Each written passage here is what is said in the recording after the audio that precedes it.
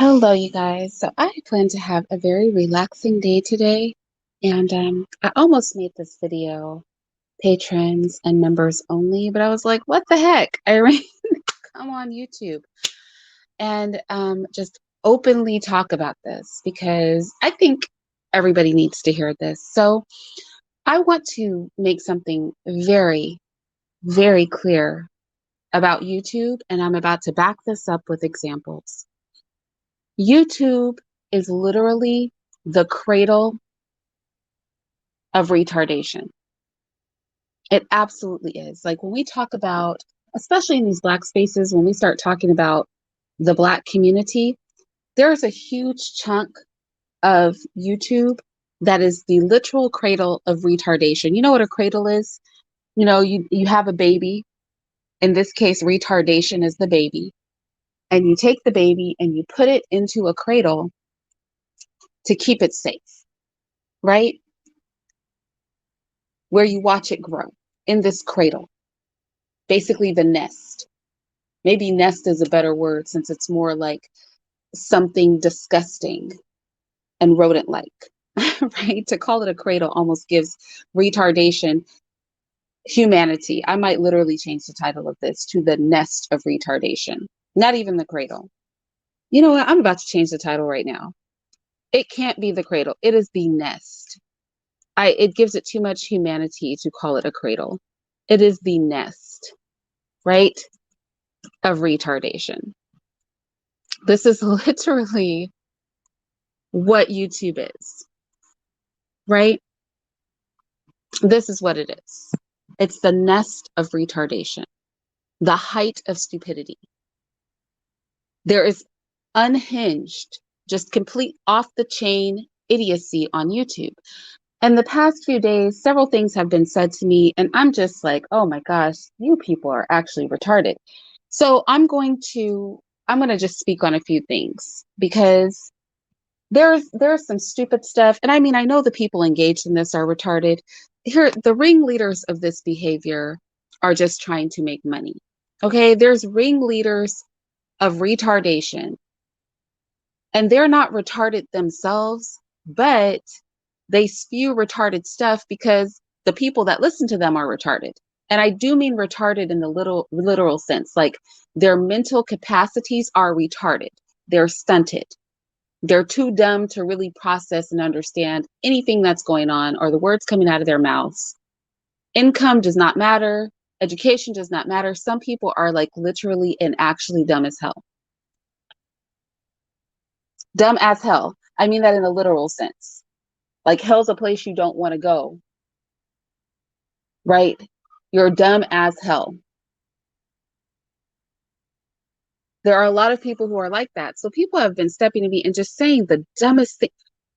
I don't like to call people stupid, retarded, idiotic. And yet stupid, retarded, and idiotic people keep talking to me. So since y'all keep talking to me, okay, I'm going to I'm going to use you as an example of how it's actually retarded. So, of course, I've heard these things all over YouTube. I have to say, me personally, people don't normally approach me and say dumb stuff. In general, people do not approach me and say retarded things. About 80% of the time, most of the people that I talk to on YouTube at least have some kind of logic and sense to the words that are coming out of their mouths. But it seems like this particular week that has passed, all of the extra retarded talking points of YouTube have been presented to me in a way that the person genuinely seems to think they know what the hell they're talking about, even though they sound actually stupid. So, Black Woman Sphere, shout out to her, put up a post about a young lady who we don't know her backstory, right? But she was a young lady and she was working at a pizza parlor, I think. She had two children, a 10-year-old and I think maybe a 3 or 4-year-old. And she was living in a hotel and she was going to work at this pizza parlor to make money to take care of her children. And I made a simple comment. My comment was really simple. What I said is, this is so sad. So basically, the police found out that she had been at work and her children had been at the hotel because they were living in a hotel. So she left the 10-year-old and the 3 or 4-year-old at the hotel. I think it was a 3 or 4-year-old. Let me double check. Oh, a 2-year-old. So she left her 10-year-old and a 2-year-old at the hotel so that she could go work. And so immediately when I read the story, I was like, this is so sad. This is the comment I made. I said, this is so sad. That poor young lady and her children. No woman should have to struggle like that. Now, this is all I said. This is so sad. That poor young lady and her children. No woman should have to struggle like that. I didn't bring up men. I didn't bring up a gender war. I didn't bring up women. I didn't bring up any of that stuff because all of that is irrelevant to the fact that that is a sad situation to see a young woman, and she's very young. She looks like she could be my child. A young woman in such a desperate position that she's not only living in a hotel, but that she has to make the difficult decision of whether she's going to go work to earn money to keep her family with a roof over their head, even if it's just a hotel roof, and feed them, or if she's going to not go anywhere because she clearly has no support system and starve. Now, I'm not making indictments on her past. I don't know what her decisions are, right or wrong. For all we know, COVID has destroyed her. For all we know, she can't be that horrible of a mother because she's trying to work. But for all we know, she's not the best mother. I'm not making indictments. I haven't said anything about the children's father. Where is he? What's his problem? Is he locked up? You know what I'm saying? Is he a deadbeat? I haven't brought up any of that. I'm just saying that on the surface, the situation is sad. No matter how she ended up in that situation, that is an unfortunate situation that we certainly don't want any mother to be in. We don't want any mother to be in a position where her children are alone in a hotel for any reason. We don't want any mother to have to decide between survival and the protection of her children. That's the end of what I had to say. And so after I said that, somebody came under my comment section, men and women, but the men were going harder than the women. Let me just keep it real. The women were just making like one word comments, where's the father, this and that. I didn't even touch those comments because to me, this is all irrelevant because at the end of the day, no woman should have to deal with that. No children should ever be in a position where their parents are so compromised that they have to be living in a hotel left alone because there's just no support system there, right? That's a failure on everybody's side. However, the women and the men were both talking about the other sex, but the men were writing, when I say, I'm not making this up, y'all. Let me just show you the thing, because I don't want you guys to think that I'm being biased, okay? I do not want you to think that I am being biased at all, because I'm not. I am not. I'm going to share my screen, because y'all are going to think I'm lying, and I'm not. I'm being serious, okay? I'm not making this up. Let me share my screen with you because you guys have to see this for yourselves. I want you to know before I go off about the nest of retardation that is YouTube, I need you guys to understand that I am not in any way, shape, or form, I'm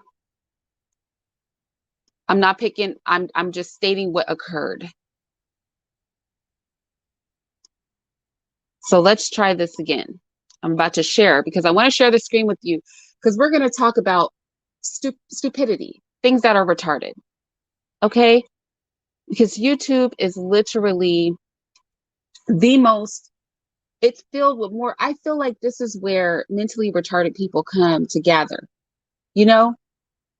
I think retarded people have a special language. Yesterday, if you guys are on my Patreon or memberships page, I was talking about how the gays have their own language. Like when they say things like black, they mean queer. They don't mean black. And if you're not hip to gay lingo, you don't know what the heck they're talking about. Retarded people have their own language too. They have their own special language. And if you are not hip to retarded speak, you won't understand it. So I'm about to share my screen. All right, here we go. Here we go. I just want to prove a point before I go off.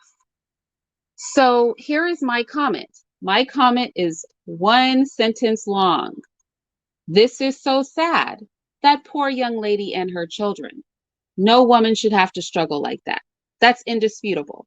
No matter what led her to that point, I think we can all agree it is an unfortunate, sad situation for a woman to be living in a hotel room with her two children and having to make the decision to go work at a pizza parlor, no less, or be homeless and starve with her babies. Nobody, no matter what you think about how she ended up in that situation, everybody can agree that's not a great situation to be in, right? That's a sad situation. We hate to see it. We don't want it to happen. I hope we all can agree. I hope that we all can agree. I really do. So here we go. Mahogany Princess writes one sentence. Now, granted, she brings up the father. She even puts fathers in parentheses, acknowledging the fact that she knows that the children may not have the same father, but it's just one sentence. I don't say anything. It's one sentence. But you know what? I didn't bring up fathers or anything. I didn't bring up anything other than it's a sad situation. So I was like, I'm not saying it.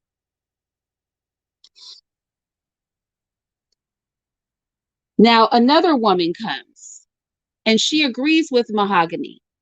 She's like, you're right. No woman should have to struggle like that. But we as women, we have to make better choices at vetting men. Listen to how the women are talking.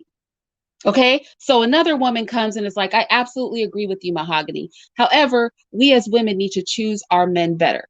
This is a woman saying this. Now another woman comes, Carrie Ann. She only writes about two sentences. I'm showing a pattern here. I just want you to, just follow me down this rabbit hole, you guys. Be patient. Be patient. Be patient, because the conversation degrades into a very mentally retarded place very quickly. So another woman comes, Carrie Ann. She's like, she looks really young. I agree. This woman looks extremely young, right? If she got pregnant while she is a child, it's unreasonable to expect her to vet people. Black girls need protection, not mind reading superpowers. These are facts. That little girl, if you look at her, this girl looks very young. She practically looks like a dang teenager. She can't be that. She has to be like 19. If she's over 23, I would be shocked. She looks like a actual teenager in high school. Okay?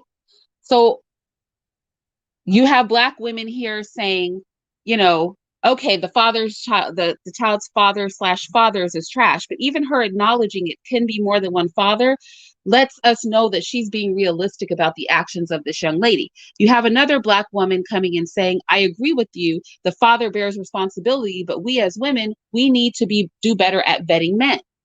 You have another Black woman coming to say, man, she looks really young. We definitely need to do better at vetting men, but also we need to protect our young girls, because that girl looks like she's a baby. She looks like she might have got pregnant as a child, which means that we need to do better at protecting our children. These are the Black women talking. I hear accountability here. Right? I hear accountability here. I hear acknowledgement the girl might be promiscuous. I hear acknowledgement that it is a sad situation, but Black women need to vet better.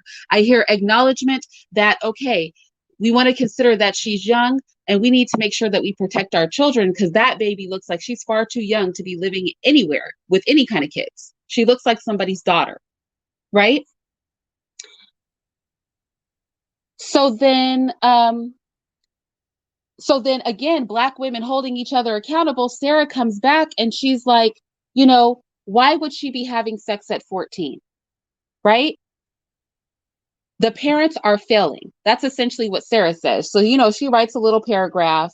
Her little paragraph is literally two very long sentences long. So, but it's only two sentences. She's just basically saying the parents, if that girl got pregnant young, the parents were off their job. And if it was only a mother in the household, that mother was not on her job. There's no reason that a baby should be getting pregnant. I hear accountability. At this point, nobody's even talking about men anymore. They're just going back and forth about, should we protect our babies? What role do women have in protecting the babies? Now, this is on a woman's platform. This is Black Woman Spheres channel, not mine. Okay. Then Carrie Ann is all polite. She's like, thank you for asking. She's saying, she goes on to say that children cannot choose to have sex. That based on the age that this young woman looks, if she's 14, 15, however old she is when she gets pregnant, children cannot choose to have sex. That is not a choice, right? That's called child abuse. So that's her point, right? She's like, that's why we need to protect our children. Everybody seems to understand that we need to protect children, but Black people, she goes on. And she brings up a very good point, which is people like to blame young Black girls for getting pregnant as if the fact that they are children does not automatically make them victims. Because nobody should be laying their hands on a child to have sex with them. So these Black women are talking, only one Black woman has bought up Black men.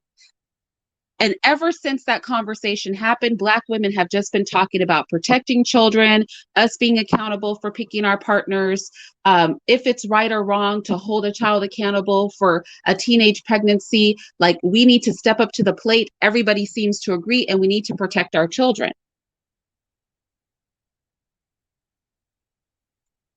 Then you have a guy come in and say something that he can literally not prove at all. He said the father is who called the police because he has custody and she didn't bring them back. So this is what he claims. He's claiming this is what happened, but there's no information to prove this. Feel free to look for it in Google, you guys. Google is your friend. There's no information to prove what he is saying. He's just really busting in there to say anything, right? Just any and everything. I tell Carrie, those are unadulterated facts. Basically, we cannot hold children accountable for getting pregnant. If someone's having sex with a child, that person is a predator, period. There's no accountability there for a child. Children don't get to be accountable in sexual interactions. I don't care how developed their bodies are. As Black people, we are way too comfortable assigning sexual responsibility to somebody simply because they look like something you want to have sex with, or simply because they've been abused in ways that makes them act in adult ways. That is a lack of parental responsibility. All right, so the conversation is going fine, right? The women are still trying to hold each other accountable. Sarah's like, look, there are sex ed, there's condoms. She's making assumptions she doesn't know. She's like, the child's father didn't molest her. We don't know. We don't know the history of this little girl. She's contradicting with what the other lady, what the other dude is saying. So they're just insinuating, right?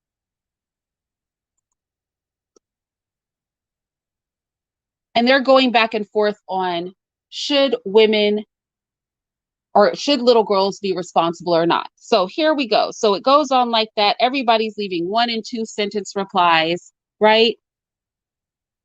1 or 2 sentence replies.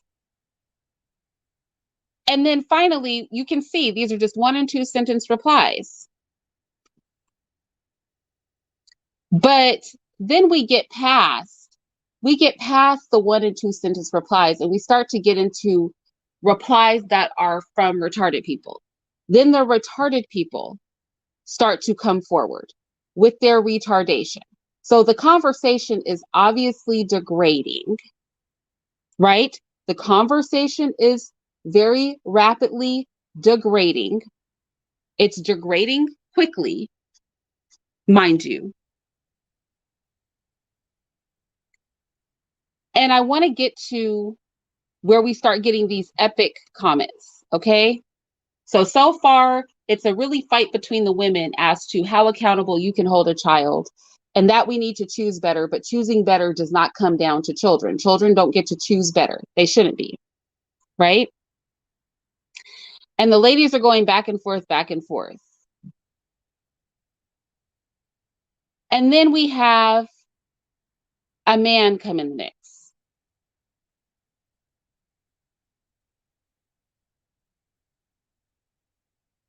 We have some men come in the mix.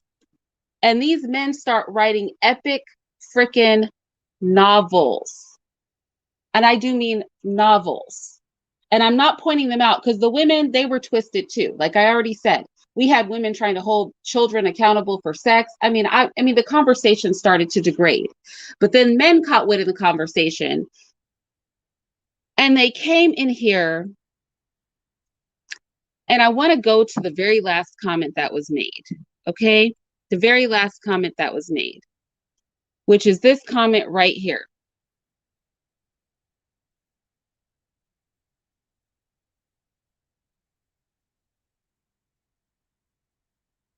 Well, let's read a couple. He goes, "We can't fix anything if we refuse to deal with the root of the problem. And that single moms have been responsible for the mass." Oh, I think he means mess. "Single mothers have been responsible for the mess in our community with their views on kids and the lack of responsibility for her body. Men need to be taught." Now he's responding to what I said, right? He goes,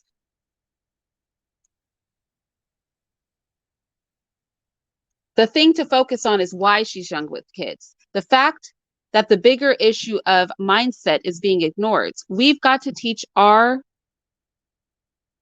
I don't know. Okay, I can't even read it because it's written so badly. "Teach them that the good guys are not lame and undersized." I don't know. I can't read that one because his writing is so bad, but his writing is better in the next one.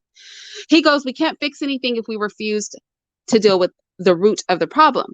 And that single moms have been responsible for the mess in our community with their views on kids and lack of responsibility for her body. Men need to be taught, but it goes back to the mom and her lack of ability in dealing with men. The Black woman has been broken," he says, has been broken through slavery to treat men like children, and no man can deal with that no matter how much he wants to do right. It's time for women to step aside and let men lead. Y'all have had the community for the longest, and we don't have another 100 years for women to figure it out." Okay? That's what he said. Now, I wanted to point out something to him that I think is really important. And I've read this on my channel because he talked about what slavery did to Black women is make them treat Black men like children. There is, and you guys who have been on my channel probably have seen this. Lewis Clark leaves from a slave's journal of life. Okay? Leaves from a slave's journal of life. This is a slave, an escaped slave who was speaking to abolitionists. This was from 1802 to 188. I'm sorry, this was written in 1842. He did it over the course of 2 days on the 20th and the 27th of October in 1842. Okay. Now I want to go to, and those of you remember when I went to this, I want to go to a part. Now he did not have the best English, but I want to go to a part of what he said about slavery and what it does to manhood. So we can agree that slavery had impacts on Black women. Number one, it made them lead with their bodies because it was literally the body of the Black women that was most significant. If you guys, my patrons and members, know that I talked about this yesterday on Patreon. I talked about the idiocy of Maxine Waters and Meg Thee Stallion getting together, acting like twerking was some sort of revolution for Black women, when the sexualization of Black women's bodies is the basis for the Black community in this country. Slavery, literally, Black women's bodies were sexualized. That was literally the role of Black women in slavery, was to be hypersexualized, was to have their bodies on show, was to be defined by their assets, literally their breasts and their butts. That is literal slavery for Black women. So if you guys were there for, I'm not going to recap it here, for those of you who listened to the Black Conservative Mixtape on my Patreon, on my membership page yesterday, you heard me go off about that. Just the ignorance of thinking that twerking and having sex is liberating to Black women when our bodies have always been a commodity, and we have always been defined by our sexuality as Black women. That is the most slave mindset I've ever heard. So we know that slavery did something to Black women. But what is scary is that he has been in the retardation nest of YouTube so long that he had the audacity to talk about what slavery did to Black women, but not what slavery did to Black men, because he's talking about Black women cannot be controlled, men cannot be men. Well, let me tell you what a slave said, since he wanted to take it all the way back to slavery. What a slave said about slavery. What he said about slavery is this. Let me find the point when he said this, because this was the most profound thing I'd ever read. And a lot of you will remember this from the first time I read it, from the first time I read it.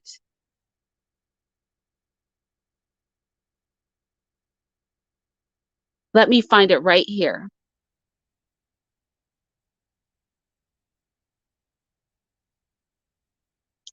All right.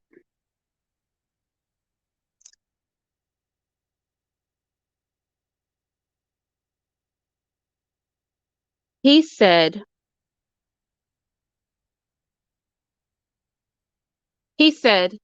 this is what he wants to talk about. This is what he wants to talk about. He said, so I will tell you as well as I can. I want to tell you not so much about the slave being whipped or about his not having enough to eat.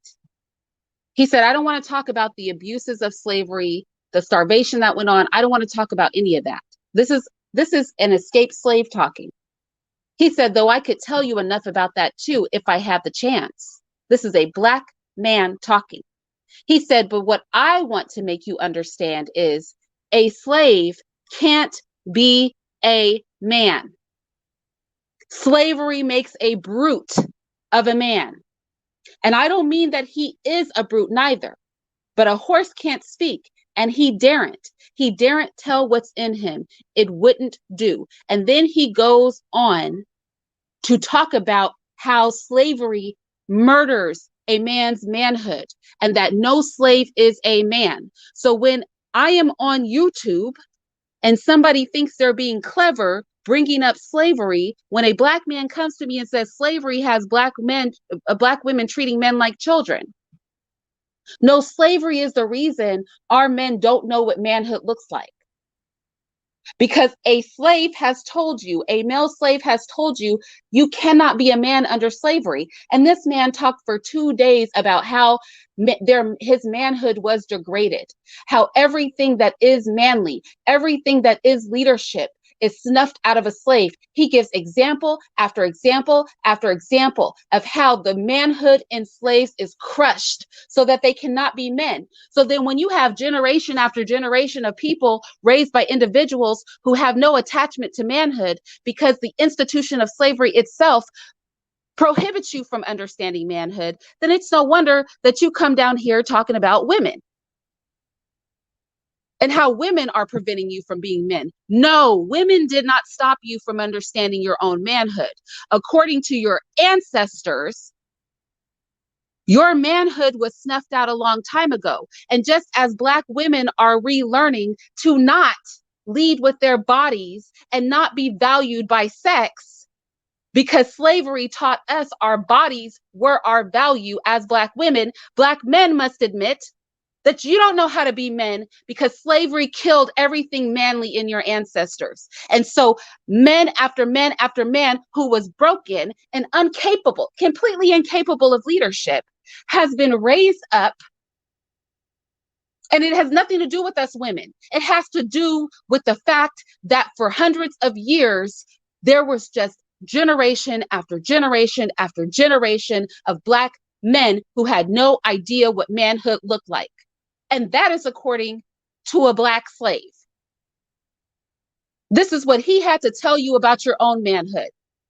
He said the children we birthed, the so-called men we raised, had no idea what manhood was because they were incapable. You guys really need to read this. You guys really need to read this. He goes on in this. Let me put this in the chat. I mean, I did a whole breakdown of this, but let's bring this back. Can I throw this in the chat? Can you guys go read this? This man said, Black men could not protect Black women. Black men could not protect Black women because during slavery, they were taught to not protect Black women.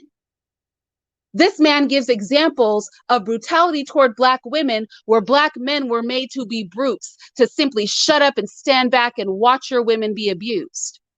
That went on for hundreds of years. So when a Black man comes to me in the retardation nest of YouTube with his speech about slavery, yes, slavery did a number on Black women, but slavery did a number on you too. That's why you're too dumb to see all sides of the coin. Black women need to know that their bodies are not their greatest asset. That is a slavery mindset. Our bodies are what perpetuated the wealth of this country.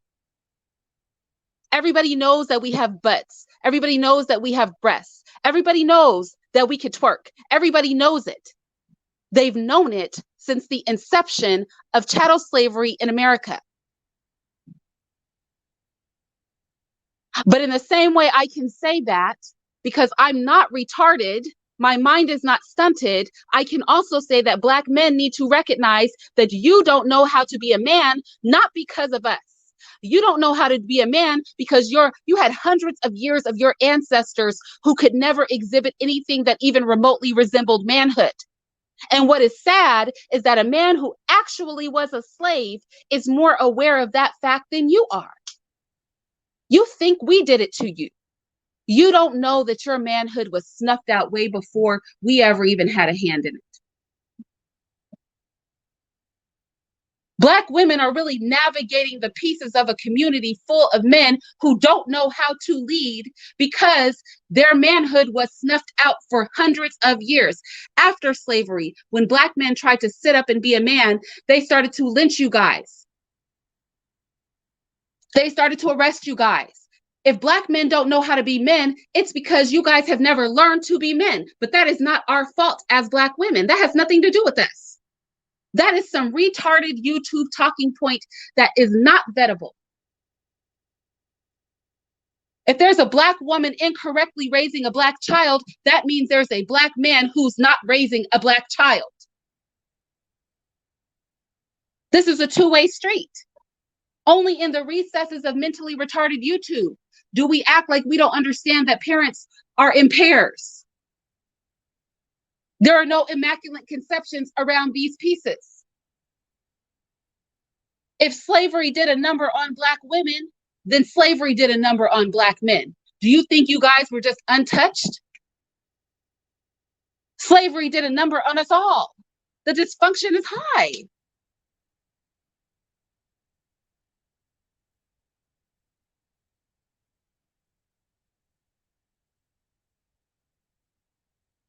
Please don't weaponize me against other Black women. Don't do that, please. Please don't do that. Do not weaponize me against other Black women. Now, everybody may not agree with Sinji's methods, but don't weaponize me again. I don't feel complimented. It's not a compliment to me if I am weaponized against another Black woman. Do not weaponize me. Do not compare me to other women. Do not say I am above or better than other women. Please don't weaponize me. It's not going to help the situation. It's not going to help the situation. We have to not do that. This mess has to stop. I'm going to get to that though. I'm going to get to that because somebody else, because this is just one comment I'm talking about. Somebody else brought me a comment. They brought up Tommy Sotomayor, Kevin Samuel, Cynthia G. They brought up freaking everybody.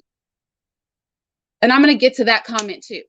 When I tell you people have been coming out the woodwork, it's like I said, let's go back to this brother's comment, right? So I actually give him the title of this oration by this slave. I'm like, why don't you go read this? Now, I know his mentally retarded self didn't go read it because retarded people don't read. Retarded people just sit on YouTube and listen to other retarded people talk. Retarded people don't read anything. I gave him the title right here. I was said, also, you talked about slavery. You talked about what slavery did to women.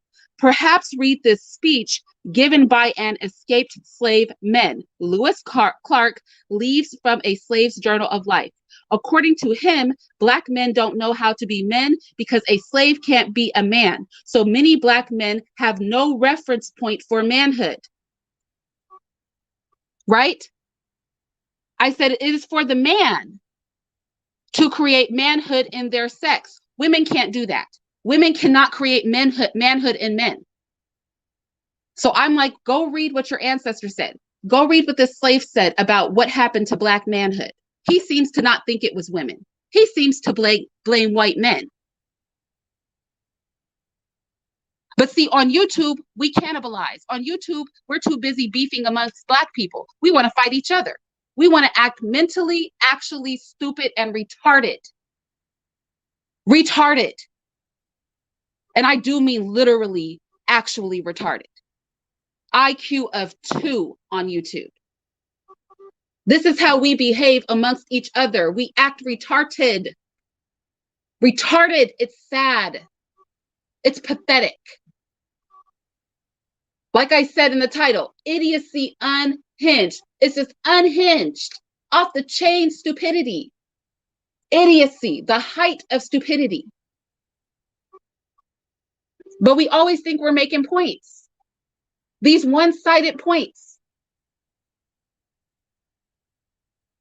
There's two sides to this coin. There are two sides to this coin. And it's dumb to think anything other than that. So he comes back.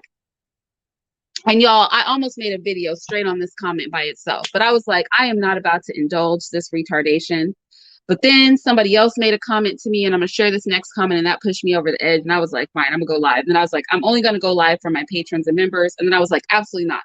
I've got to talk about this, period, in the open, because this is just, this mess is ridiculous. So after I tell him, I said, why don't you go read this oration by this former slave where he tells you what happened to Black manhood, where he gives you a detailed description of everything that happened to Black men to teach them to not lead, to teach them to not protect Black women. I mean, please go read that narrative. Let me put it in the chat again. I'm not kidding you guys. Please go read that narrative.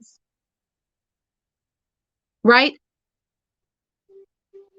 Please go read that narrative. Because he goes into very great detail. All the things you hear Black women complaining about, Black men, Black men don't protect us, Black men don't do this, all that whining that you hear Black women doing, this man, in that 2 days worth of speaking, he talks about all those things, and he talks about the specific things that are done to slaves to prevent them from acting in their nature as men. He gives real examples. He talks about the systematic breaking down of the natural inclination of the Black man in slavery. And we have to understand that these men were then unceremoniously released. A lot of them became sharecroppers. A lot of them fell victim to the Black codes, right? A lot of them were lynched. And then when we saw a resurgence of manhood in the 60s and 70s with Black men speaking for violent revolution, a lot of them were bought off with wealth from crack cocaine. A lot of them were arrested. So we have had no generations of Black men who have been raised by Black men who are attached to what manhood looks like. And it all starts with the original conditioning of Black men to not do what is in their nature to do as men. Please go. I'm not trying to be funny. I'm not coming for Black men. I'm saying this with a sincere heart. Go read what this brother wrote. Go read what he wrote. Go over there and read. Let me put it in the chat again. Go over there and read how he describes the intentional separation of the instincts of manhood from Black men.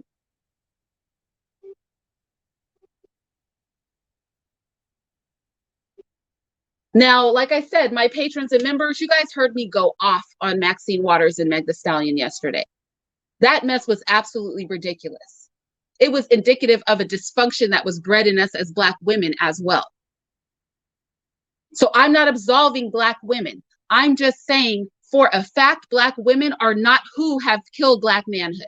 It was not us. We did not do that work. That death occurred a long time ago, and it was not at our hands. Only on the retardation streets of YouTube, only on the slow ass moving, mentally stunted streets of YouTube are these the narratives. These suicidal, unproductive, kamikaze narratives. This is a suicide mission. This level of ignorance, this level of stupidity, of idiocy, of retardation is suicidal. Literally suicidal. But I'm going to get to that because I literally had a brother step to me talking some suicidal stuff. And I'm like, brother, do you recognize your I didn't even, it was so bad, y'all. I had to respond to him. Not this brother we're talking about now, but another one. I had to respond to him and I had to just be like, well, if you're suicidal, like, I'm not about to try to stop you. Like, go on, jump off that cliff. I'm going to just watch it. It was so bad. That was my response. Like, I couldn't even engage the conversation. I was just like, well, dude, I don't deal with suicidal people. If you're trying to kill yourself, then please, by all means, I will sit back and I will just watch it happen. I guess we won't be having this conversation in 3 generations because there will be no Black people left to talk about. We'll all be gone. If you think that's the solution, brother, case sarah to you. Case sarah to you. Go be suicidal. But let's go back. We'll get to him in a minute. We'll get to him. Let's get back to Robert. He said, ma'am, I'm a man trying to lead, though. Knowledge and accountability. And look at the resistance I'm getting. You're not leading nothing on YouTube when you're saying stupid stuff. I literally just showed how what you said was retarded. That's not leadership. Leadership is not coming on YouTube talking about slavery screwed the Black woman up and she's raising Black men to not be men. That is not leadership. That's not leadership. That is not leadership at all. Leadership is me as a Black woman going to Black women and saying we need to vet the men that we pick. We need to close our legs, no access without marriage. We need to stop making our bodies a commodity. Twerking is not liberation. Leadership is going in and actually mentoring human beings in real life. Leadership from a man would be going and getting your mind right with these other men. Go talk to them. You wouldn't know what leadership. I should have gave him my Black Men's Leadership series. Honestly, that's what I should have did. I should have been like, why don't you come over to my channel and listen to some leaders talk? Because strangely, not one of those men, not one man I have brought up on the Black Men's Leadership series gave 2 craps about what a woman was trying to do. No, they didn't care. Every time I brought up women, they sounded confused. Oh, that was ridiculous. Some of them were like, what? Women who? What women? What do women have to do with this? You brought me on here to talk about Black men's leadership, not freaking women. Every single one. I'm 5 men into this series and not one man has had crap to say about a woman. They could care less.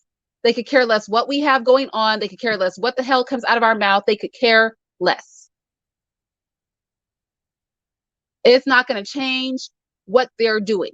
So a lot of these men talking about, I'm on here trying to lead and you're resisting. You don't know what leadership is. You wouldn't know leadership if it smacked you in the face. You wouldn't. That's why I had to start a Black Men's Leadership series, because a woman will come and watch and listen and read to some of the stuff that you guys are putting online, and she'll be like, what the hell? What kind of mess trash is this? That's why y'all need to mosey right on over to my Black Men's Leadership series so you can hear some Black men who have their minds right. Because I'm tired of these men who have never even led a kitten to a bowl of milk. You cannot lead white to rice. You cannot lead syrup to a freaking pancake. Talking about you're trying to lead and you're being met with resistance. I've never met a leader that's been met with resistance from women. I guarantee you, every single man that I've brought up for my Black Men's Leadership series is literally surrounded by women. Surrounded by women, just foaming at the mouth to help them out. What can I do? How can I help? Where are you taking us? I'm going there too.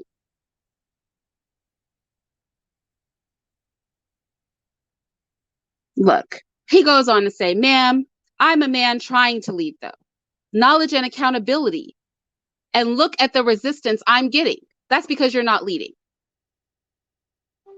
You're not leading. Like I said, please go to my Black Men's Leadership series because there's a way that leaders talk and this ain't it. Okay, this is not it.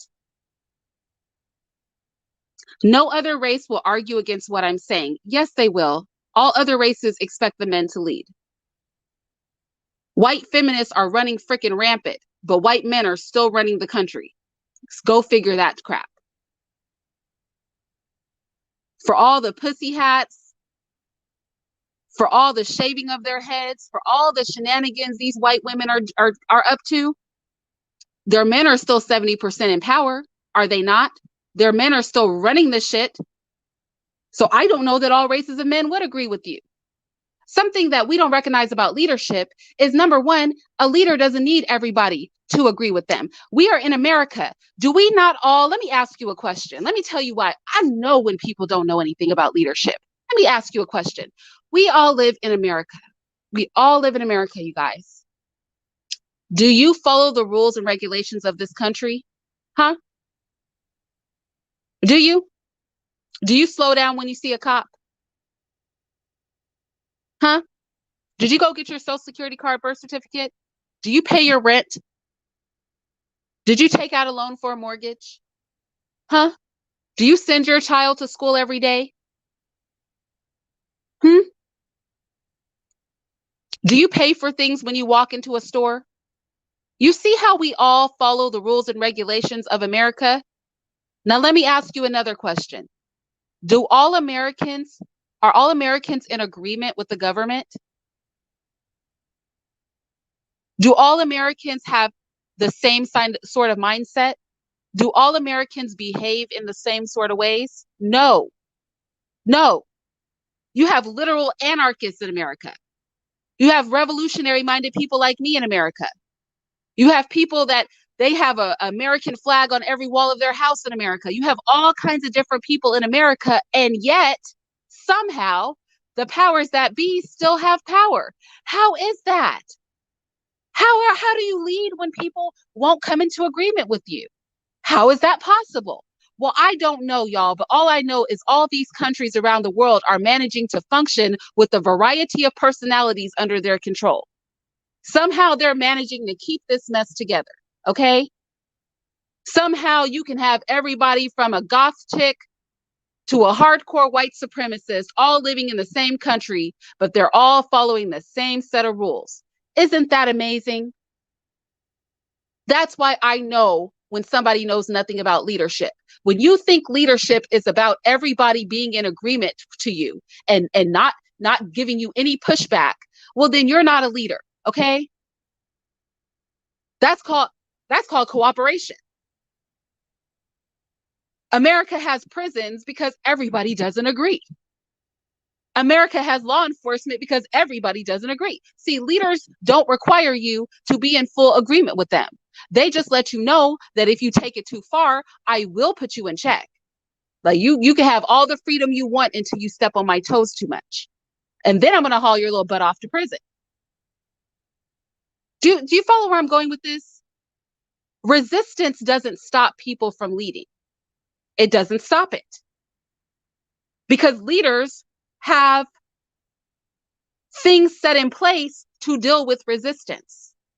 Leaders don't sit there and complain, oh man, these Americans, they keep going into the store and shoplifting. How am I supposed to lead the country and have a thriving economy if people keep shoplifting? Y'all clearly don't want a leader. I'm not leading. You know what? I don't want to be the president anymore. That's not what they do, is it? They create a police force and then they arrest your ass. You do what I say or else. They don't go off, oh man, these Americans. Oh, goodness sake. Look, if they even let people throw a tantrum. We saw this last year. You had white people running around, burning down buildings. You had a white woman naked in the street, arms spread, legs wide open, talking about cops come get me. These people were wilding out in 2020, were they not? But did America's leadership lose its power? No.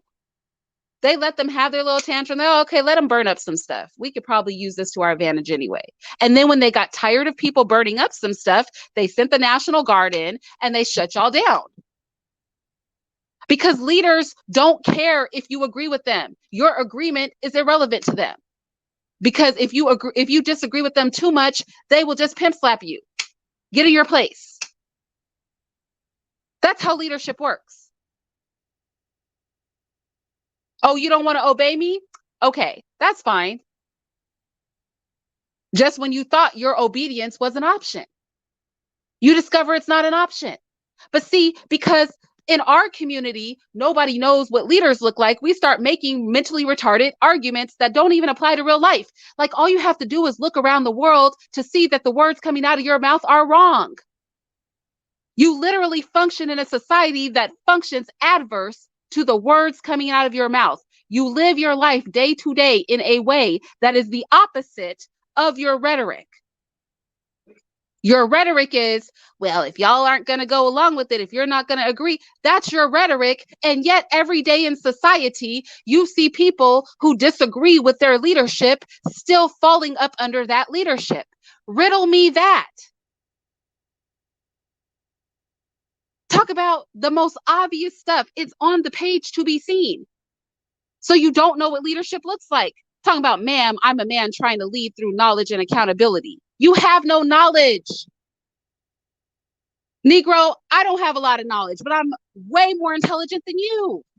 That's why nobody's listening to you. You have no knowledge. You are knowledgeless. You are retarded. You are mentally stunted. Stunted. I know men with knowledge. And when they talk, I listen. Like I said, that's why I started a Black Men's Leadership series, because it's not that I'm unruly as a woman. It's that if you're stupid, I don't want to listen to you. When a man is on point, I obey. When a man is not on point, I don't obey. Now, I've paraded 5 Black men because I just started my leadership series 2 weeks ago. I've paraded 5 Black men right up here on YouTube who are leaders, and they can get some acquiescence. But if you're in a comment section saying some things that are nonsensical, even to the real life that you live in, what kind of leadership? Where are you leading me? Where are you leading me? I might as well lead you. What in the hell? This is crazy.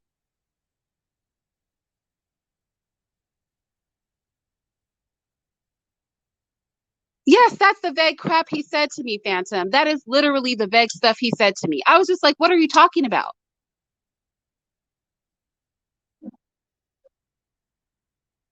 He said no other race would argue what I'm saying. He said, I'm married with 3 kids, a home, and a car paid for. I can't. And well-traveled. Well, hell, so am I. What are you trying to say? I could say that too. What does that prove? What does that prove? What does that prove? What does being married with 3 kids prove? And having a car and taking a vacation?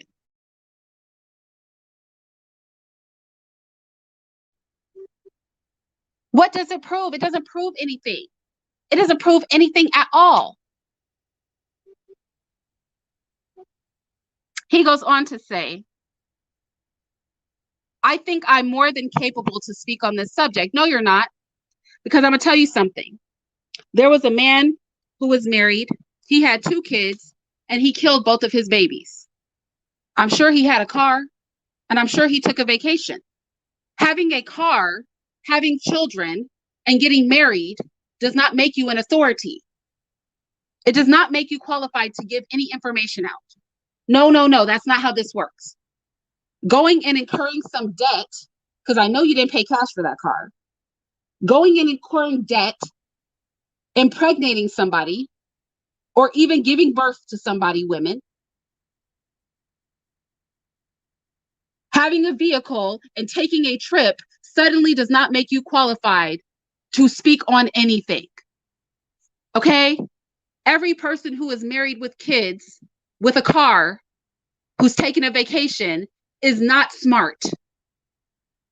Now, I hate to make this the news flash for life, but I want to be clear, man or woman or man,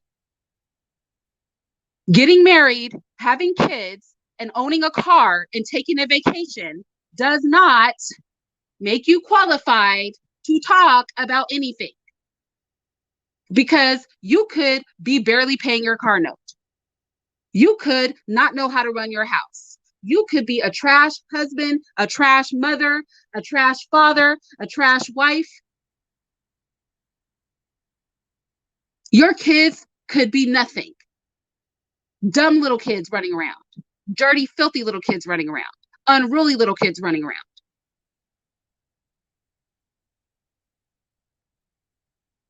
So getting married, having kids, taking a vacation, and owning a car does not make you qualified to do anything. Nothing at all. Zero. But this is the way we are in the Black community. We think the most base level stuff makes us qualified to do something. I got a job. My job, I earn. I don't care what you earn. You having a job. I know some dumb people with jobs. I promise you. I know somebody right now with several doctorate degrees.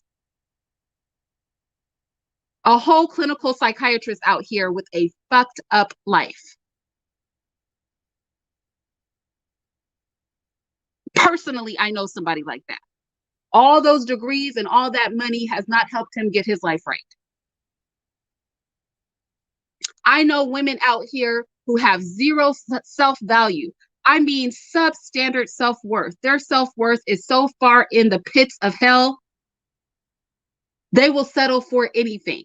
Just no self-respect, zero self-respect. But with a husband and some kids. So getting married, owning a car, this is what the mess I'm talking about. This is what I mean, the retardation. It's retardation. It's retarded. This is YouTube retardation up here on YouTube. This slow, idiotic stuff right here. This is what I'm talking about. We are collectively on YouTube acting mentally retarded. We don't look good out here, Black people. This is not a good look for any of us. This is a bad look.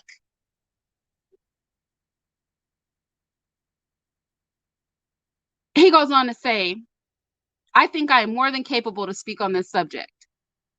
Okay, you bought a car, you took a trip, and you had 3 kids and got married. So now you're more than capable to speak on a subject that I've already demonstrated you're not capable of speaking on. You don't even know what slavery did to Black men. You don't even know why Black men and Black women don't operate as they should. But you're perfectly capable, more than capable to speak on this subject. Okay. He said, a man cannot lead the deaf or stubborn. Well, didn't I just talk about how we all live in America and all of us don't agree with our government, and yet somehow the government still has control. Somehow the government still has control. So apparently a man can lead the deaf and stubborn.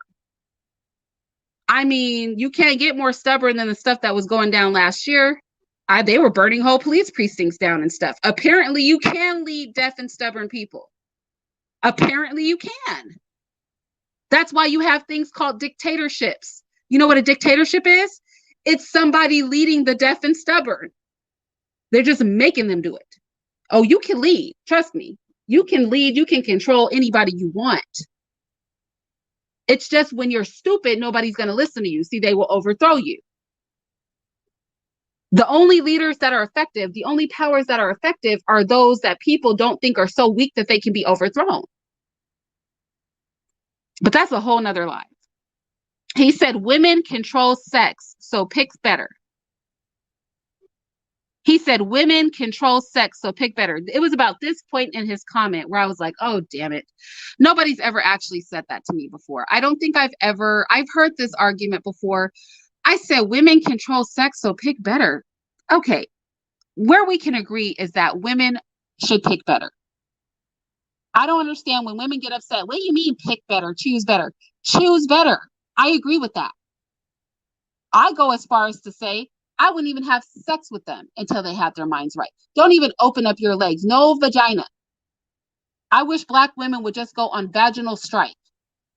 If you don't literally get a ring and some arrangements that make sense, no vagina, period.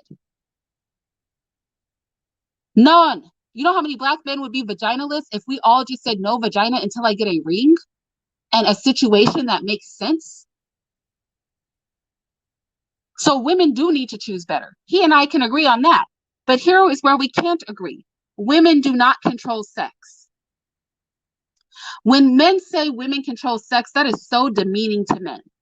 Do you mean to tell me that men are literally, actually like brute beasts, like animals, that you guys are retarded, that if a woman opens up her legs, your penis just, it controls your body? Oh my God, I can't, I have to get in there. So we have that much power? If a woman just spreads her legs open, the sight of a woman opening her legs is more than you can possibly resist. Your penis is just drawn like a moth to a flame, like a high-powered magnet to a magnet board. It just drags your whole body into the woman, and you just smash into her and just start having sex. I don't even want to do this. Oh, I don't want to do this. Is this how it is? Women control sex? You mean women just open their legs and then men from a 5-mile radius start to just be pulled to her with some gravitational pull that cannot be circumvented? Y'all are fighting to get away from the vagina. You don't want to get in the vagina, but you just can't do anything to stop it.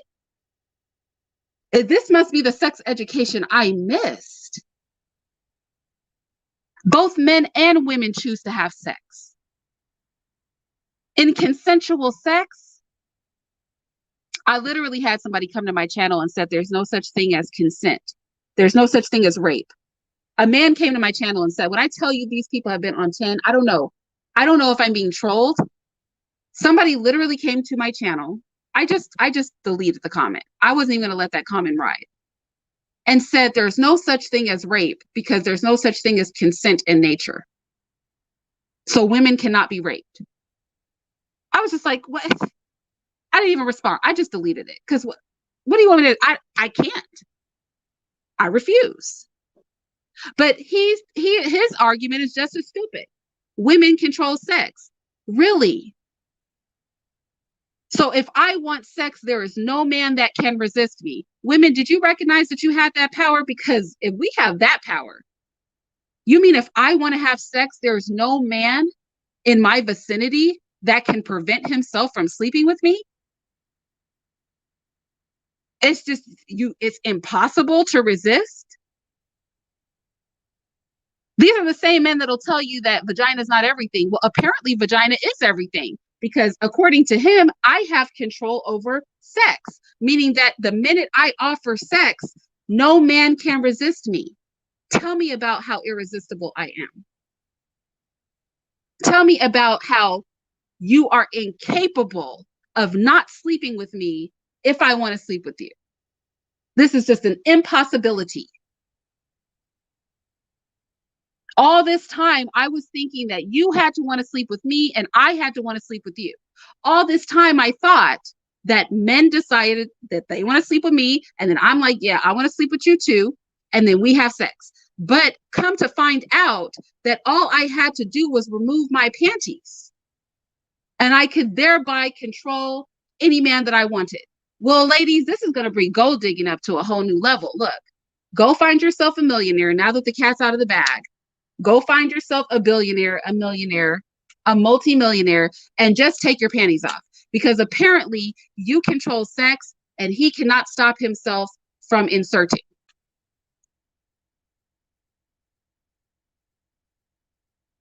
Apparently, men have zero to do with sexual activity. This is all in our hands. We just, I mean, the power of vag, okay? It's mesmerizing. This is retardation on YouTube. That is so demeaning to men. That is actually so demeaning to men. Very empowering for women. I mean, don't get it twisted. That's empowering for me as a woman. If you're telling me that I fully control sex and you have nothing to do with your own sexual behavior, that is very empowering to me as a woman, but very demeaning to men. Very demeaning to your own kind. But this is the retardation of you. There are literally people on YouTube. There are whole channels that are peddling this nonsense. Yes, women need to choose better. I agree. Women, take control of your vaginas. Choose better. This is true. No woman should get tight about, oh, I need to choose better. No, you need to choose better. You need to choose in the sort of way that if he does mess up, there's going to be ramifications for him. You're going to be married without a prenup. You're going to have a lifestyle that is comfortable. By the time he messes up, it's going to be more troublesome for him to mess up than not. Choose better, women. Stop having casual sex with these men. Stop. Just close your legs. Close the candy store. Yes, women need to choose better. But to say that women control sex is literally retarded. Like I said, unless there is some overwhelming magnetic force that pulls random men into women's vaginas every time a woman removes her underwear, then I don't understand the talking point. Last I checked, men were functioning human beings who make decisions. Men are capable of turning down sex, the last I heard. Now, I don't know. There are men. Men, are you guys not capable of turning down sex? Am I tripping? Women are capable of choosing good partners. Are men not capable of turning down sex? Or do women have total control over sex? Somebody explain it to me. Let me look at the chat. Can you please explain to me how women control sex? How, if a woman wants sex, a man is not capable of not engaging in sex? I just need anybody to explain the logic to me. I know there's no reasonable explanation because idiocy and mental retardation is the coin of YouTube. It is stupid for a woman to say that she cannot choose better. That's a dumbass argument, ladies. You can choose better. Trust me. And it's stupid for a man to say women control sex. No, fool. You can choose not to have sex with somebody. A woman's vagina is not kryptonite, okay? She doesn't open her legs and all your bones go limp and she just hops on top of you and you just can do nothing to defend yourself. Like this mess out here in these YouTube streets. I don't understand it.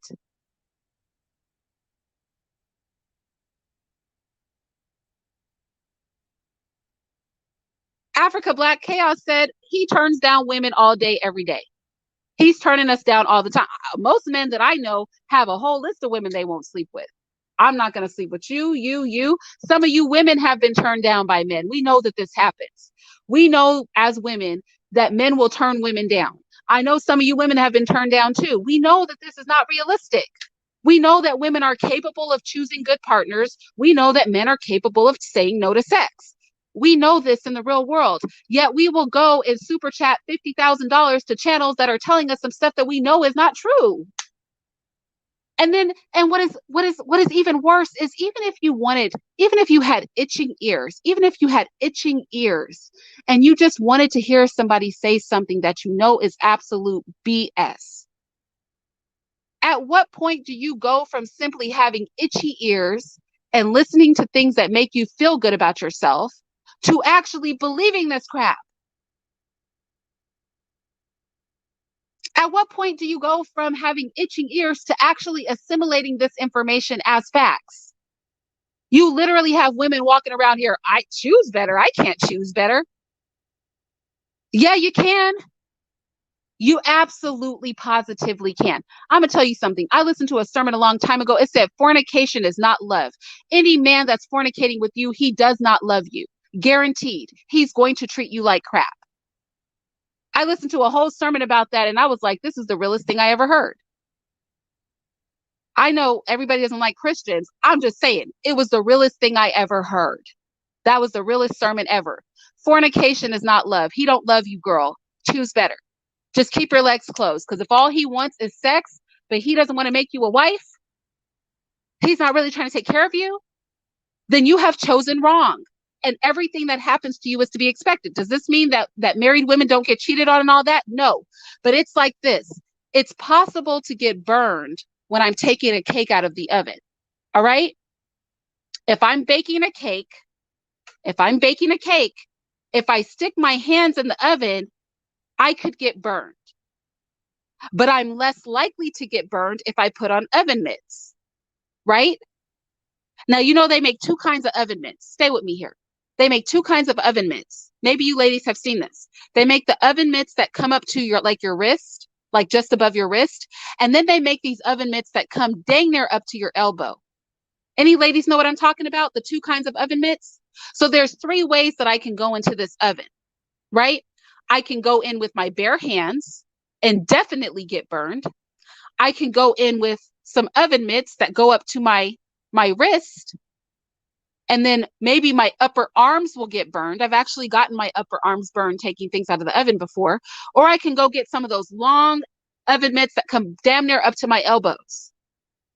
And could I still get burned? Yes, but the possibility is going to be much, much lower, right?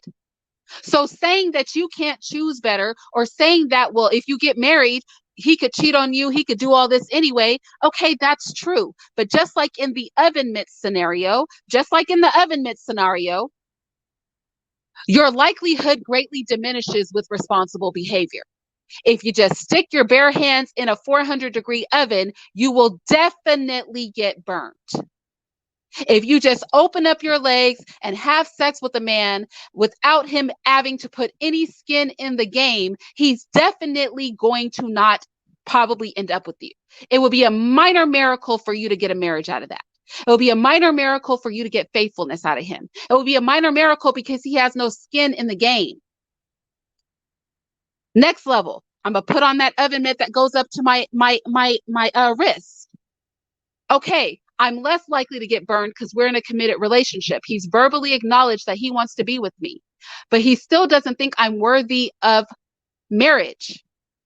He still doesn't think I'm worthy of a real commitment. He's just agreed we'll be monogamous. But the fact that he still technically wants to be single, right? The fact that he still doesn't want to make that full commitment, my likelihood of getting burned is lower, but I could still get that upper arm burned. So I'm going to put on those full oven mitts that come up to my elbows. Could I still get burned? Yes, but I'm a heck of a lot safer than if I go in there with bare hands. I'm a heck of a lot safer than if I go in there with the half of a mitt. This is just common sense. So yes, we can choose better. There's no guarantees in life. Nobody can promise you that you will unequivocally not get hurt by a man. Nobody can promise you that a man's not going to be full of crap all the way to the altar. Nobody can promise that. But what I can tell you is that the likelihood is going to decrease. I can tell you that more casual relationships end in separation than marriages do. I can guarantee you that 98% of casual relationships are going to end up with you breaking up with the person. I can guarantee you that 99% of the people you have sex with aren't going to marry you. I can guarantee you that. And I can guarantee you that your odds of a long-lasting relationship are better within a marriage. Does that mean I can guarantee you won't get divorced? No.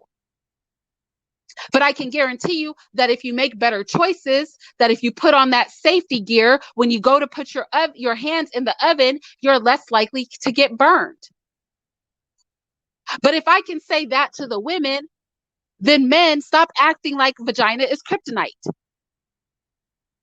Oh, women control sex. No, women don't control sex. You have control over your own penis, fool.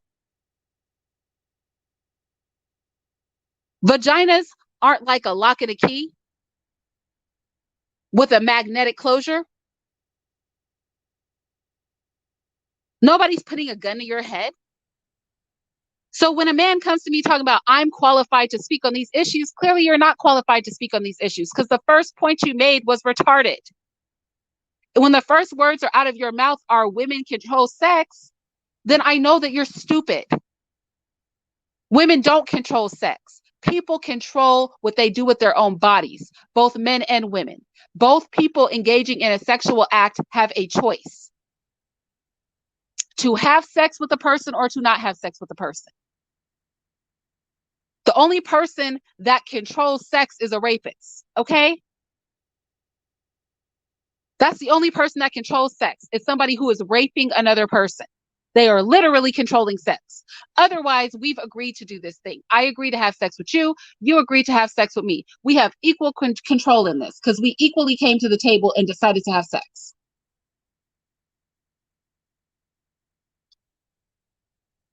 I mean, girl, if 99% of men initiate sex, then the women who accept it are accepting it, right? It's a two-way street. It goes two ways. If I offer you a slice of cake, you don't have to eat it. Would you like some cake? No, thank you, I'm good. Would you like some penis? No, you can keep your penis to yourself. You know what I'm saying? Like, it's dual responsibility here. He goes on to say, no other race of women choose low lives and complain that it didn't work.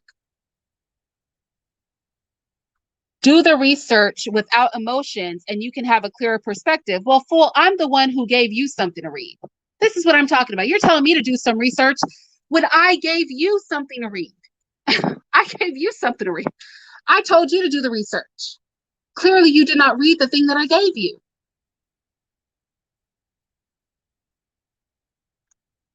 And then he blah, blah, blah, blah, blah. I can't even, I literally have to just move on from this.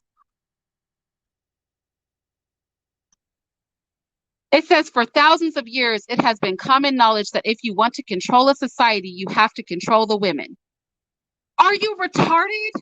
This is what I'm talking about. He said for thousands of years, it's been known that if you want to control a society, you have to control the women. Really? That's so fascinating. Because when King Leopold went into the Congo, he wasn't chopping off the arms and legs of the women. Whose arms and legs was he chopping off? Does anybody know? When King Leopold went into the Congo, he wasn't chopping off the arms and legs of the women. Whose arms and legs was he chopping off?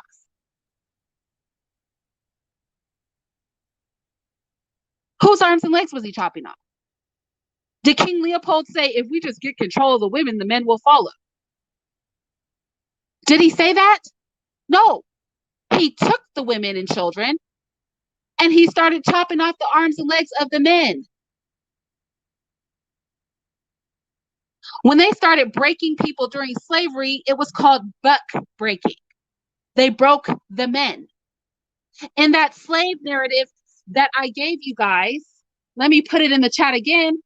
He talked about them sexually abusing the women in front of the men to teach the men not to protect the women. They were controlling the men.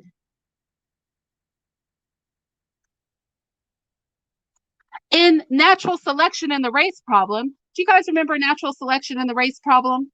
Let me put that link in the chat too. When they were talking about natural selection and the race problem, not one time did he mention Black women. Not one time. This is in a medical journal in the United States. The word woman wasn't even mentioned not one time. It didn't come up not one time. He said the Black man has never been a competitor to the white man. The Black man, He didn't say the Black woman. He said the Black man. He said the Black man has never been a competitor to the white man. Y'all need to read these. How are you going to lead me? What kind of leadership? You don't even know what the heck. You're telling me I need to do some research? I need to do some research when you say something as dumb as, for thousands of years, it has been common knowledge that if you want to control a society, you have to control the women. Y'all, I want to believe that he was trolling, but I think that he's serious.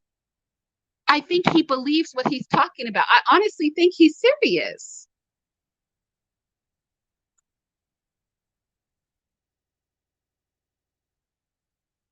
This is a special kind of retarded. This is a special kind of retarded.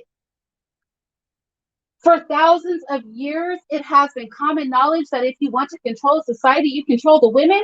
Where for thousands of years has that been knowledge? Where has that been knowledge for thousands of years? Because, sweetie, I just provided something from the 1800s. I'm just going back a couple hundred years. I provided something from the 1800s, and I've provided something from the 1900s, and it's only talking about controlling men, Black men specifically. So where has it been known for thousands of years? Where? Who knew this? Who knew this? I want to know, where did you get this special secret knowledge? Because everywhere I've looked, men go in and they fight men, and the women are the spoils of war. The women are the spoils of war. The women are the spoils of war. Who is fighting the war? The men are fighting the war. Who do you have to get under control? You have to get the men out of control. Nobody's worried about my little 5'2" butt overthrowing nothing. They're not concerned. No man has seen me coming. No man has seen me coming and saw anything but a pretty bitch with big breasts. That's the only thing a man sees when he sees me coming. Oh, there goes a cute chick, little tiny itty bitty chick with a large chest. They don't look at me coming and like, oh, that's somebody I gotta control. If I want to take over the Black community, that little tiny chick right there, I gotta get control over her. That's gonna do it. No, they're looking at your big brawly ass, your big 6 foot tall butt. They're looking at your muscly self, and they're saying these are the people who can choke us out. We need to get control over them. But since you don't understand, Brother Robert Thomas, since you do not understand the fact that your manhood, this is why you think that for thousands of years, women are the key to controlling a society. You think this because you are so detached from your manhood, you don't even recognize there's a such thing called male competition. It's called male competition. Like Brother Q said in my men's leadership series, I don't know if it's on the cut version, but on the uncut version that's available privately to my members and stuff, Brother Q was like, sometimes you really have to just beat somebody's ass. That's what he said. He said, sometimes you just got to beat their ass. That's the man stuff. Sometimes you just got to punch somebody in the face. That's how men think. Sometimes you just got to smash somebody's face into the pavement. That's how men think. Sometimes you just got to chop people's arms and legs off. That's what King Leopold thought when he went into the Congo. He was like, oh, you don't want to behave. You don't want to listen. He wasn't chopping off the arms and legs of women. He started chopping off the arms and legs of men. When you see King Leopold posted up in those pictures, who's all armless and legless next to him? All bowing at his knees.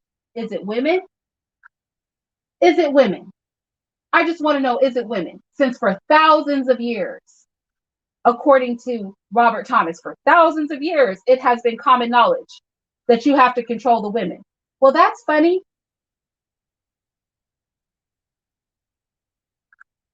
Let's go back to that slave narrative. Let's take a look at it. Let's just take a look at it. Let's really take a look at it. I want to go back here because I think this is really important.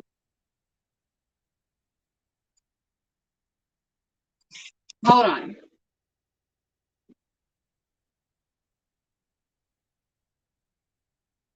I want to go to the part where he talks about raping Black women in front of Black men.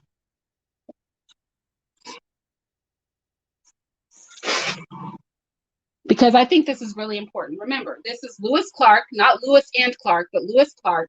He was an escaped slave. And I want you to hear what he says. He says a slave can be a man, but he goes, in day 2, he goes into something else.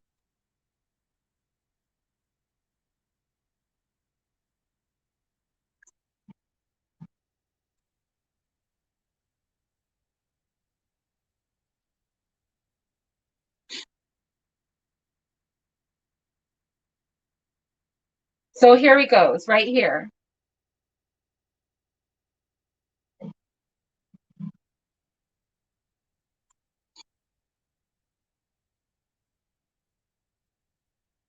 One second. I want to make sure, because I want to read this, because I think this is so important. When he says for thousands of years, right, that it's been known you have to control the women.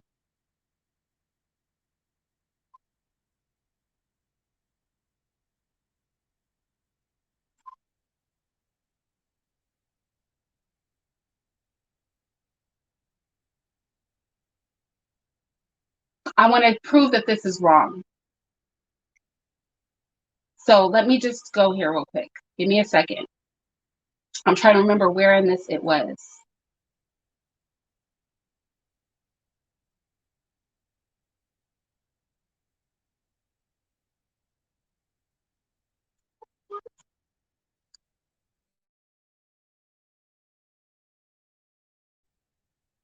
Bear with me, you guys.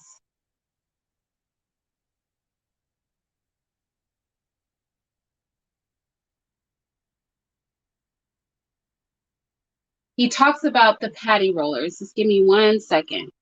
I have to remember where he says. So he says a slave can't be a man. He must be made a brute. He goes on to say,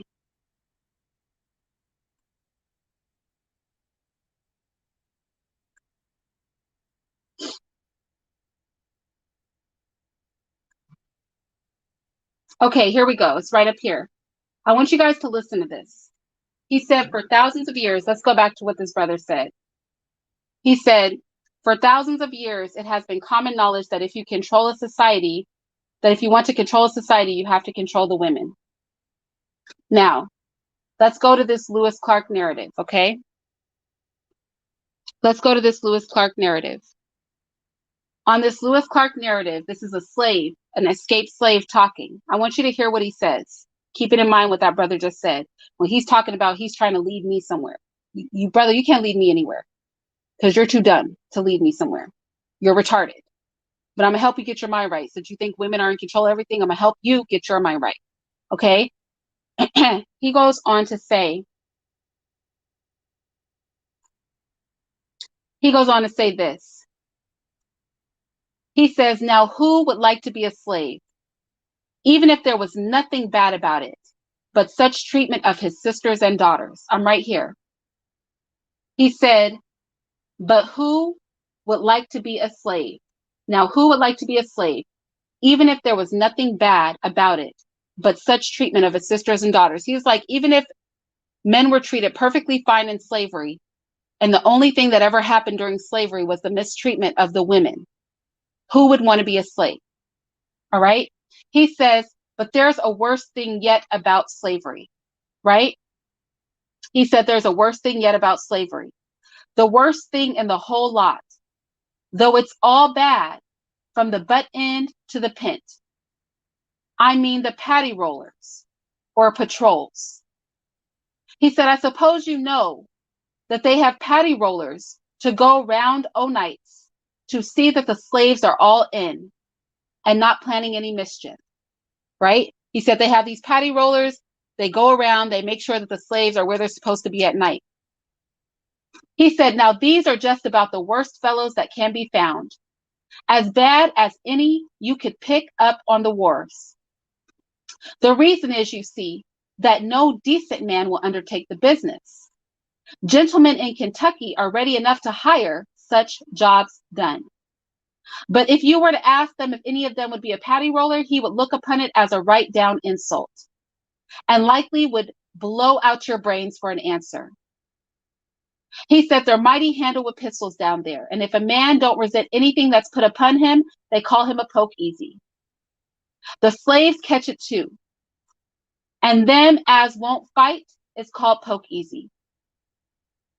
But as I was telling you, they hire these patty rollers. I want you guys to listen to this. This is a male slave talking. He said they hire these patty rollers. Keeping him on, remember, this is all in the context of this brother saying for thousands of years, conquering the women is how you conquer a society. He said they hire these patty rollers and they have to take the meanest fellows above ground. And because they are so mortal sure the slaves don't want their freedom, they have to put all power in their hands to do with the niggers as just they like. If a slave don't open his door to him, at any time of night, they break it down. They steal his money if they can find it and act as they please. Listen to this. And act as they please with his wives or daughters. Remember, this whole speech is about how slaves' manhood was stripped from them, not about how female slaves were used to subvert men, but how men acted against other men to stop them from thinking and acting like men. So they came in and did whatever they wanted with the wives and the daughters of these men. And listen to what he says. This broke my heart when I read it. He said, if a husband dares to say a word or even look as if he wasn't quite satisfied watching his wives and daughters get raped, if he said anything, if he even looked like he had a problem watching them get raped, he would tie him up and give him 39 lashes. If there's any likely young girls in a slave's hut, they're mighty apt to have business there. He said they went out searching for slaves' huts where there were women just so that they could rape them in front of the men and dare the men to say anything. I'm sorry, is this controlling the women or is this controlling the men? They would rape the women and then dare the men to even try to act like men to protect their women. I want to go to something else, okay? One of my patrons, I'm going to pull this up on another screen because I don't want to show all my patrons. One of my patrons, he said something that really ties into this. I'm going to tell you, this is what pushed me over the edge. He said something that pushed me over the edge and caused me to make this live. It pushed me over the edge, y'all. It literally just pushed me completely and totally over the edge.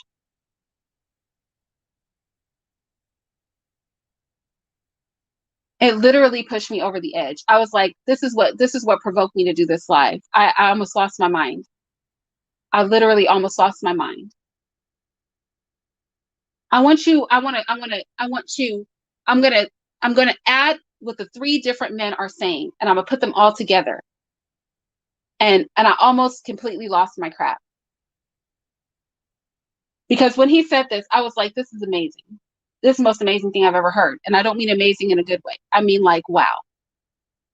Right? Just wow. I can't even believe it. It's so wow. Hold on, bear with me because it's loading. So I just want to recap what we read. We're listening to a slave talk about, he said, I don't want to talk about the brutality of slavery. I want to talk about how slavery kills manhood. That is why this particular oration by this slave is so powerful to me, because he specifically speaks about how Black men's manhood was stripped from them and why they don't think like men. And he had the presence of mind. He shocked white people. If you read the white people give narrations on their thoughts about what he's saying, they were shocked that he wanted to talk about how his manhood had been taken.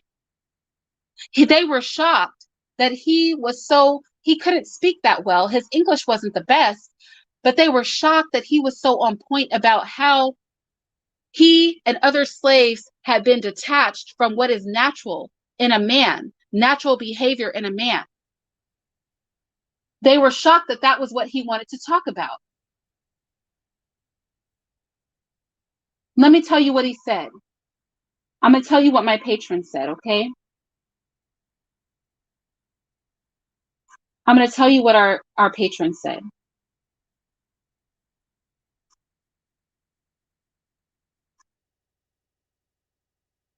And I honestly, I was flabbergasted.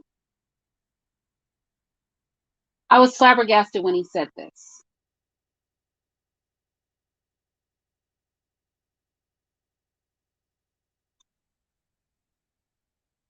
Hold on, I gotta find it because he wrote a whole paragraph.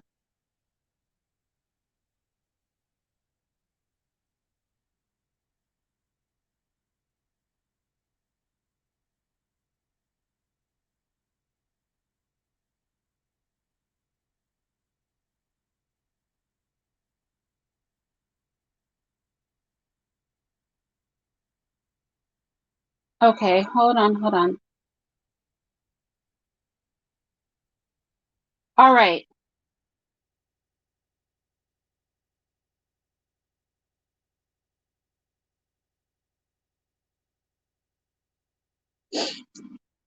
Let's talk about it.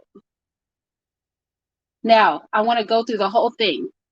So I have one black man, Robert Thomas. He said, for thousands of years, it has been common knowledge that if you want to control a society, you have to control the women. Okay.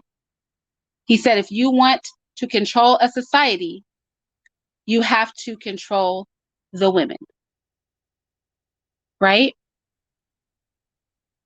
So I went to the Lewis Clark narrative, and in the Lewis Clark narrative, he talks about how the patty rollers would specifically search out slave huts where they knew that there were men and women living together, and that they would do whatever they wanted to the women, meaning they would rape the women, the wives and the daughters of these men, and that if a husband dared to say a word or even looked as if he wasn't satisfied, imagine that, looked like he wasn't satisfied at watching his wife or his daughter get raped, that they would tie him up, give him 39 lashes. And that if there were any young girls in these slave huts, they would be sure to go to those places. Especially, listen to this, especially if they think any colored young man takes a fancy to any of them. So not only if there were girls in the huts, but if they thought that there was a black man who was interested in a relationship with these women, they would go to her hut and they would specifically rape her just because a black man was interested in her. Right? And so he was saying that maybe the boy would have gone and get a pass from his master so he could visit the girl. And then the patty rollers would break in while he was visiting, courting this female. They would break into the slaves' huts. They'd abuse the girl as bad as they could. He said they'll abuse the girl as bad as they can, a purpose to provoke him. They wanted to provoke the black man. They said, show your face, man, because the minute you show any manhood, we will kill you. We will tie you to a tree. We will beat you. This is a slave saying this. And I'm going to bring this up because after I bring up the fact that a slave said this, I want to bring up natural selection and the race problem, which I touched on the other day. I compared natural selection and the race problem. I compared that to the narrative by the female slave, the speech that she gave. But now I want to compare it to what this black man is saying. Because when a black man tells me he's trying to lead me, but he is too ignorant to know that the battle is not about me. It is not about me. It is not about black women. They're not worried about us, fool. They're worried about you. But you're qualified to speak on this. You're telling me I need to do some research. Well, I did my research. I'm going to tell you that. I'm going to tell you what I did do. I did my research. So he said they'll abuse the girl as bad as they can, a purpose to provoke him. If he looks cross, That means if he looks angry, they give him a flogging, they tear up his pass, and they turn him out of doors. And then they whip him again for being without a pass. Imagine.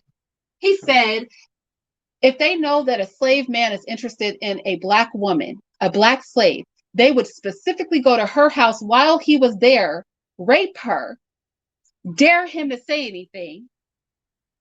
And if he even looks, not even if he says anything, not even if he tries to fight them and protect her, but if he even looks like, if he even seems to resemble like he might have an attitude, they will tear up his pass, they'll beat him up, tear up his pass, and then they're going to beat him up again because he doesn't have a pass. Y'all.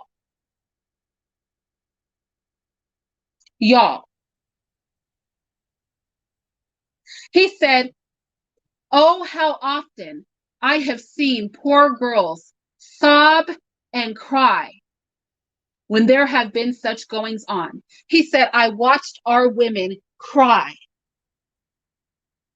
We see people who are desperate. There are Black women out here who are desperate, who are angry, who talk. I did a whole thing on the pink pill. I said we have to listen to the women of the pink pill. They're talking about being sexually molested.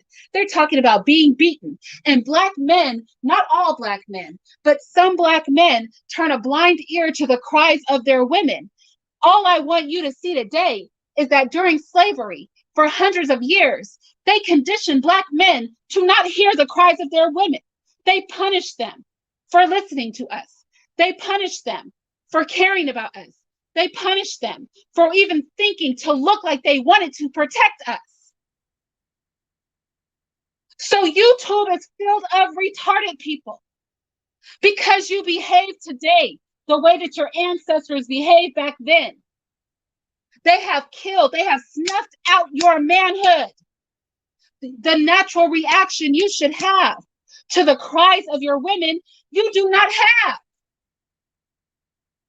You do not have it. He said, oh, how often I have seen the poor girls sob and cry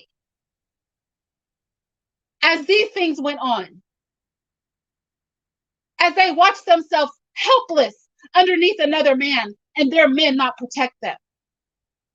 How I saw them cry as they watched the manhood of their men be snuffed out. People complain about Cynthia G. That woman is over there crying out with her heart. You may not like how she presents what she says, but when she came on my channel, she is like, and she told me, she said, and it's on tape, go watch my interview with Cynthia G on this channel. She said, Irene, this is probably the only interview where you will see Sin not go hard on Black men. She had such a soft heart in that interview. She said, Irene, it is like watching a lion be muzzled. It drives her crazy. She can't stand to see it. She said it's like watching a lion be muzzled. So you don't like what she says. But he said how often I've seen the poor girls sob and cry as they watched our manhood be literally stripped from us with their own eyes. All they could do was cry. We can't do anything else as women.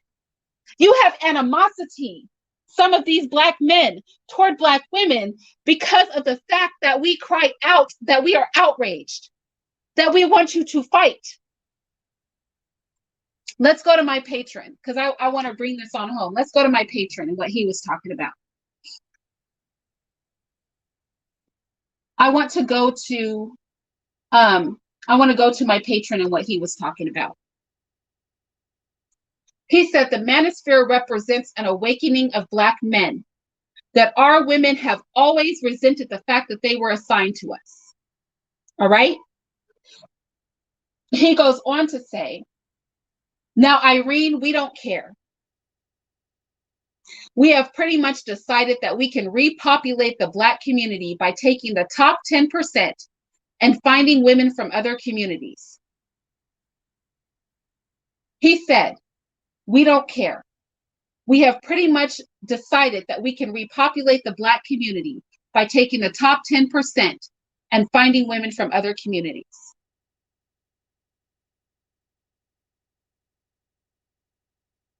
This is what one of my patrons said to me. And you know what my response was? I'm going to tell you what my response was. I'm going to tell you what it was.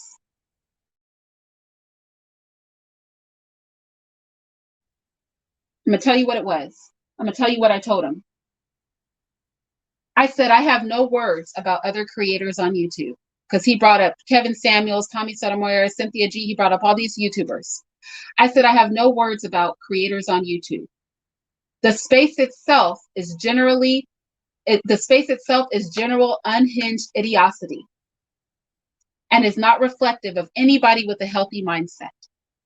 However, if Black men and Black women hate each other so much and all want to wander off and marry and reproduce because they feel others are superior to themselves, then that will solve the problem, won't it?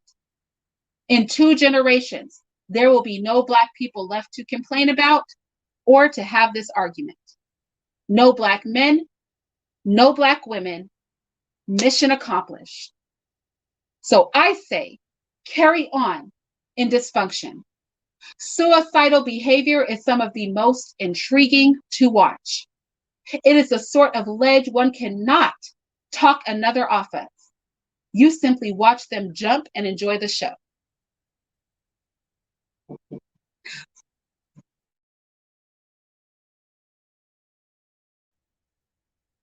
Now, I want to go to natural selection and the race problem. Remember, I put the links to all this stuff in the chat. Let me give them to you guys. I'm going to tell you, Black YouTube is mentally retarded. It's idiotic at its core. And the rhetoric that we hear on these YouTube streets is suicidal in nature. I'm not talking about you simply wanting to date whoever you want to date. I'm talking about when you have a contrived plan in your mind as a Black man or a Black woman to simply reproduce outside of the Black community because you think a different group of people is better than you, you are suicidal. You are suicidal. You are a suicidal person. That is a level of self-hate. If you think white men are better, Asian men are better, if you think white women are better, Asian women are better, if you think your people are substandard, and so you are choosing to date and reproduce outside of this community, because of that, you are suicidal. Because you cannot propagate Black people with non-Black people. You cannot. So if the overarching view in our community reaches a fever pitch where Black men and Black women don't want to associate with each other, there will be no Black people to argue about anymore. There will be none of us left. These will be conversations we will not need to have. These will be conversations we do not need to have.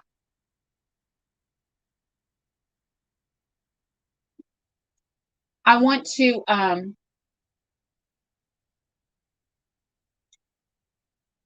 go through these 3 comments again.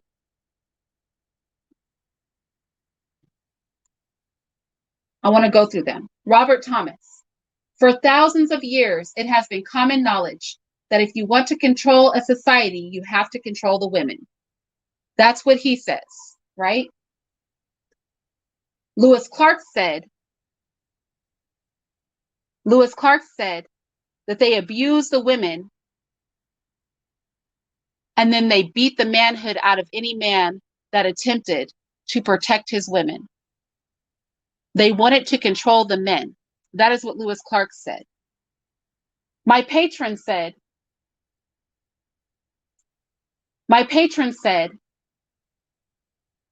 the manosphere represents an awakening of Black men that our women, he put that in quotations, our women have always resented the fact that they were assigned to us. I don't hear resentment from Black women, not here. He says, we pretty much have decided that we can repopulate the Black community by taking the top 10% and finding women from other communities. So he's going to create non-Black people to repopulate the Black community. And I want to go to natural selection and the race problem. I'm going to blow this up as big as I can.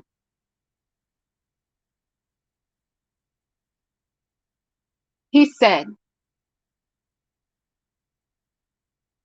the Black man, not the Black woman, the Black man has never been a competitor, but has always been subservient to the white race.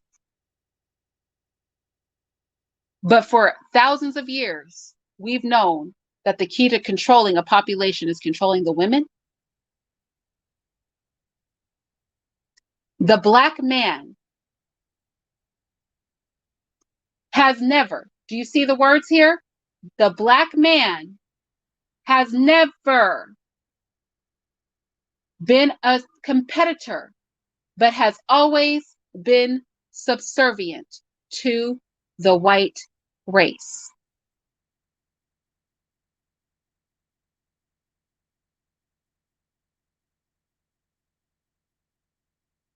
Lewis Clark said,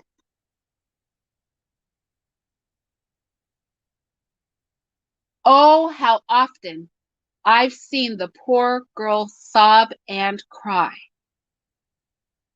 Oh, how often I have seen the poor girl sob and cry when there have been such going on, as they watch their men be stripped of their manhood. They sobbed and they cried. But the natural inclination to protect their women has been stripped of them, which is why so few realize that they do not operate as men. That is why I started my men's leadership series. I had to start that series. I had to show our women and our men how, when a man has his manhood intact, how that is different from some of the rhetoric we hear in this nest of retardation that is YouTube. Some of these men would not know what manhood was if it smashed them into the ground. They would not know what it looks like. They have never met a man. Some of our women have never been led by a man. They don't know what it looks like. They've never heard a Black male leader talk. But I'm going to tell you what it doesn't sound like. It doesn't sound like this crap that I talked about today. It doesn't sound like this. It does not sound like this.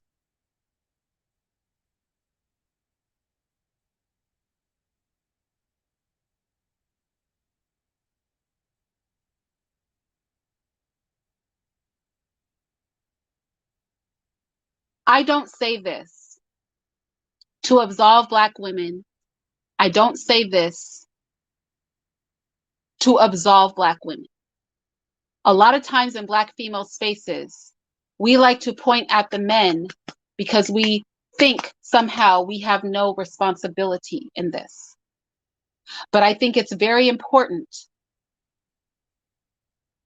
that we understand, as both Black men and Black women, that these suicidal ideologies that are detached from reality will cause our extinction. Very literally, our extinction.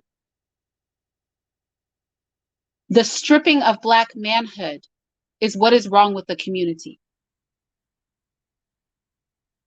The women have their work to do, but the competition is not between Black women and other groups of men. It never has been. This is not my opinion. This is based on historical writings, speeches, narratives from both Black people and white people. All of them say it is a competition amongst men. Yet we sit in 2021 with men thinking something else. But all I have to say is this: Black women who are divesting from Black men who are divesting from Black women, if you get your way, the one good thing that will come out of this is we'll never have to have any of these conversations again. Because if you guys manage to convince everybody to not date Black, to not reproduce Black, to not marry Black, if you manage to convince people that Black partners are substandard, there will be no Black people left for you to complain about. And then you can pat yourselves on the back for being one of the last few generations of our kind.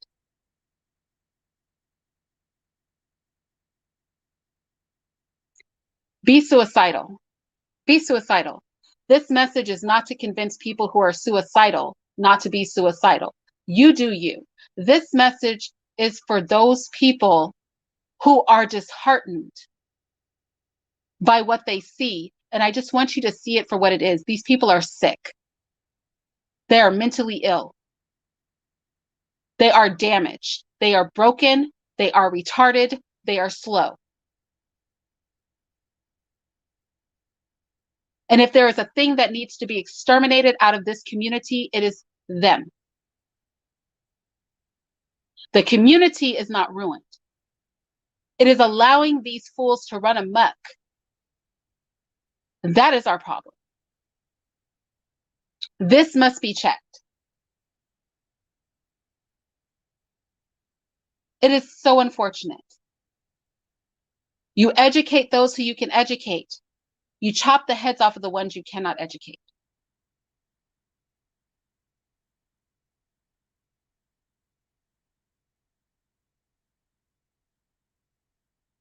I'll talk to you guys later.